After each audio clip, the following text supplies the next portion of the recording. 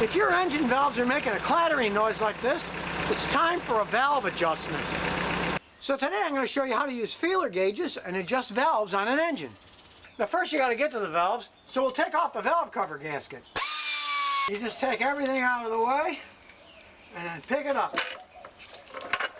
Sometimes they don't make it easy, you have to wiggle the heck out of them, but they do come off. Now here's all the rocker arms where you adjust the valves. These are the exhaust valves because they're on the exhaust side, and these are the intake valves because they're on the intake side. And you have this nice little sign here. The intake valves are 8/1000ths of an inch, and the exhaust are 12/1000ths of an inch.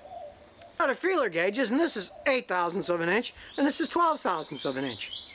Now there's many ways to adjust them, but I like the simple way. This is a number 1 cylinder. The intake valve is open the whole way because the lobe is pushing it up.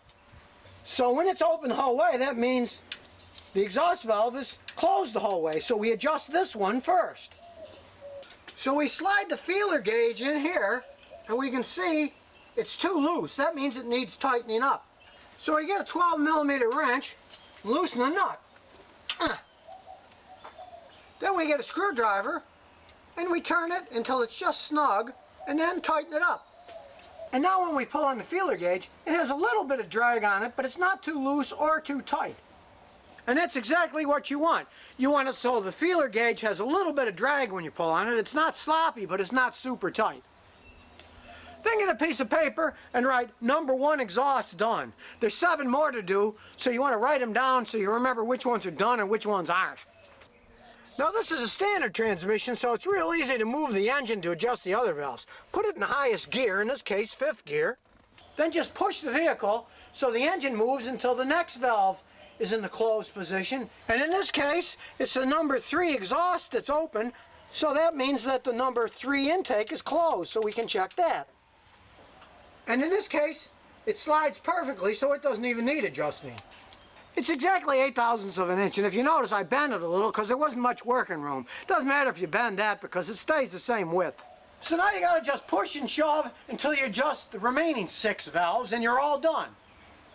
And if you're unlucky and have an automatic transmission car, you use a cheater bar and a socket and you turn the engine using the crankshaft pulley on the front of the engine. It's somewhat bigger of a pain, but it can be done. Then you just have to put the valve cover back on. Some guys will put a new gasket in, but this one's pretty pliable. It's not very old, so we're just going to use it over.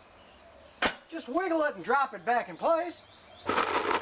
Then get your little box of parts that you threw everything in and put them all back on.